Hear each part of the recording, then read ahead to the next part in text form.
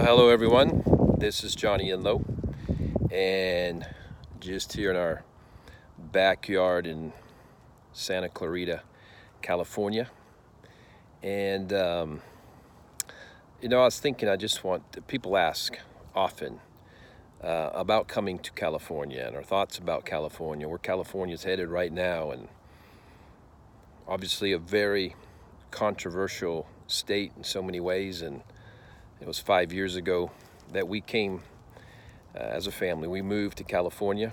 We had been for decades in Atlanta, Georgia. Elizabeth and I were senior pastors there. And, not only had it been a state we never discussed moving to, we had specifically noted early on in our marriage that that would be a state we would never go to. And of course, the Lord loves to hear the things that we're never going to do while we call him Lord.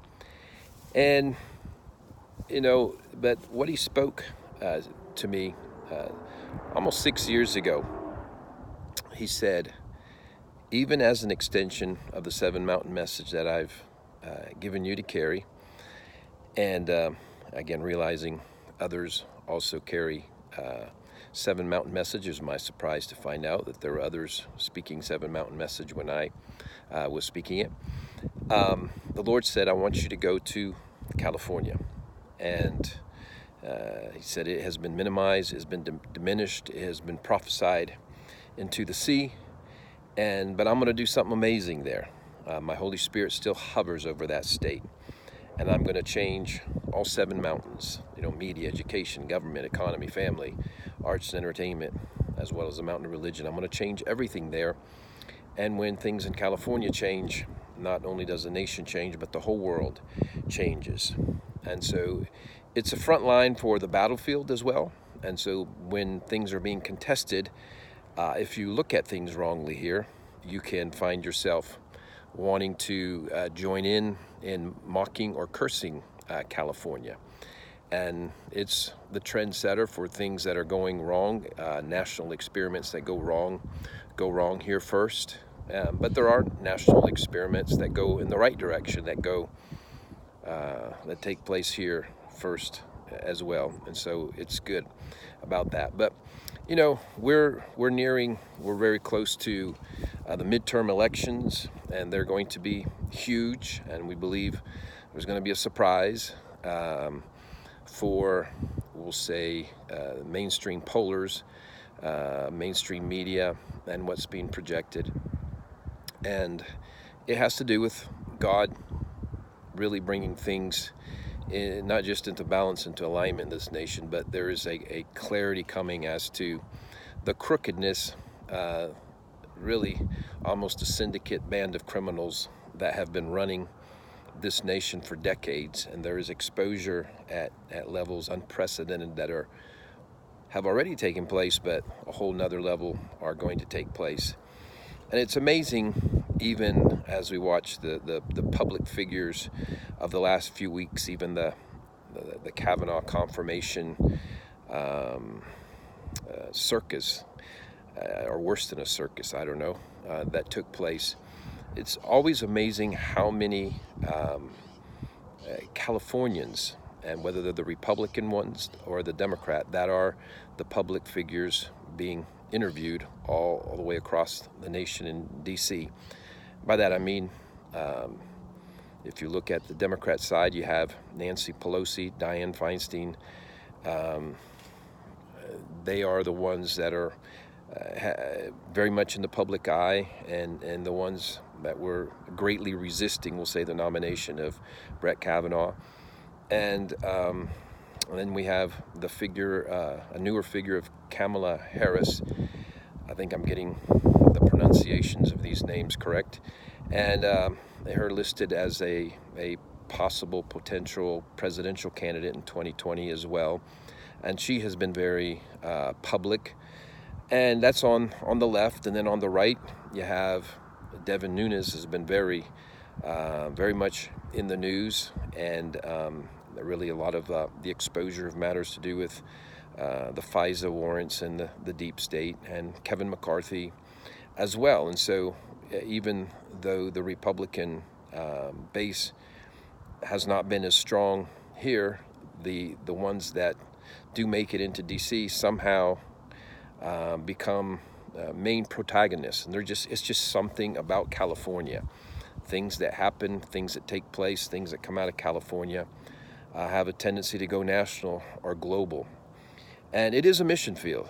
And you can feel the intensity in the spirit. We've been here 5 years, and particularly the first 2 years, and really the early years were the most intense. You could sense that, wow, this is where there's an accumulation of spirit strongholds, and there is great contention over, we'll say, the Seven Mountains, great contention over Hollywood, and further north, Silicon Valley, and social media, and all the trends that come out of California. And you can see it in even in the fires that take place, and some of them just seem and have seemed not even of this world, demonically advanced. The winds seem to catch something they haven't caught in forever. There's been record fires and things like that. And so it's not a place to go to unless you're called to.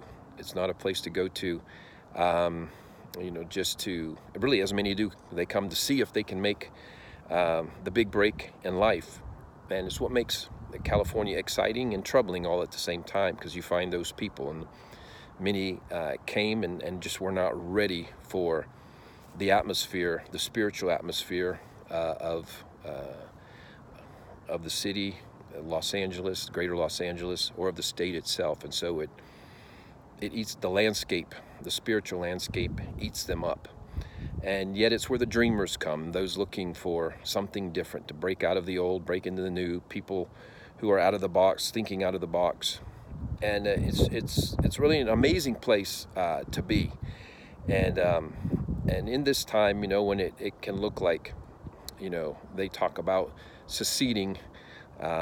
Some talk, it's not like this is wholesale from California, but some of the talk is of them seceding as a state. And I know what gets thought around the rest of the country is, yes, please do. And just encourage you at this time, those who live in California. I believe God is doing some remarkable things, and I believe he's going to do a major turnaround. He's in the process of doing it for California. I think some major exposures are coming. We know that in these sealed indictments, these unprecedented numbers of sealed indictments nationally, 57,000 of them so far for the year, when normally it's 1,000 in a year. For an indictment to be sealed, it means there's a reason, a strategic reason they can't unseal the indictments yet. But California is number one by far nationally, with, last I read, 8,888 sealed indictments.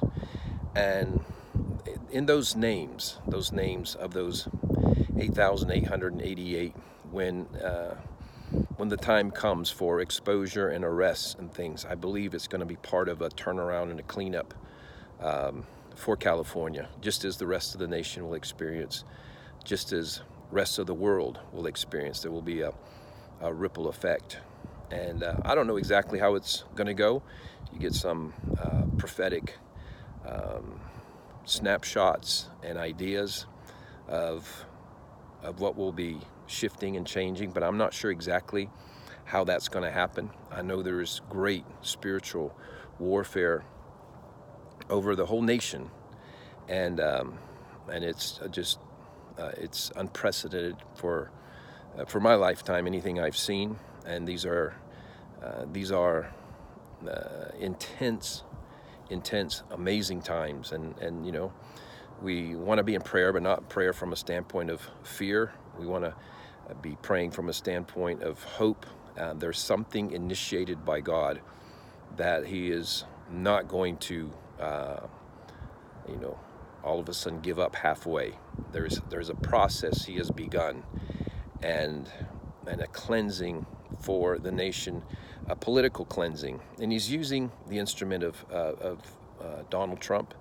And again, this is not a pro-Republican, anti-Democrat exercise he's doing. It really, when the cleanup gets done, or just when the next stages of cleanup get exposed, we'll see that it is it will be almost the same level of cleanup. There may be one party, because they were there last, they may have more cleanup, more rot exposed. That we're going to see that there has been darkness running unopposed. Again, partially because the church has not known how to embrace a 7-mountain mandate. We have lived in end times-itis, and it's all about over, and Jesus is coming. Either Jesus is coming, the Great Tribulation is coming, the one world government, the Antichrist, something bad is coming, and we're, we just need to try to get a few people saved before all that happens. And in doing all that, we maintained ourselves on the mountain of religion, and we did not approach the other mountains as salt and light, which Jesus commanded us to do in his very first message. He said, "You are the salt of the earth, and if you don't bring who I am into every area of society, wherever you don't take me, it's going to rot. And when it rots, it's going to trample you. And when it tramples you, it does not mean Jesus is about to return." And he told us, "You are the light." And he said it must be light like for a city, for a nation, like a candlestick, 7 dimensions of light. Light for government, light for media, light for education, etc., etc. And so because we are only now beginning to embrace this message, we're now beginning to find out how much darkness we allowed to get generationally, multi-generationally embedded into the mountains. And that's going to be more evident in the upcoming days. And hopefully it motivates us when the full discovery is there to take advantage of this time and season that we're in, to truly rise and shine with who God is in every area of society. Rise with who he is in government, in education, in arts and entertainment, in media, family, etc., etc., all 7 mountains. And so this is what our time in California is about.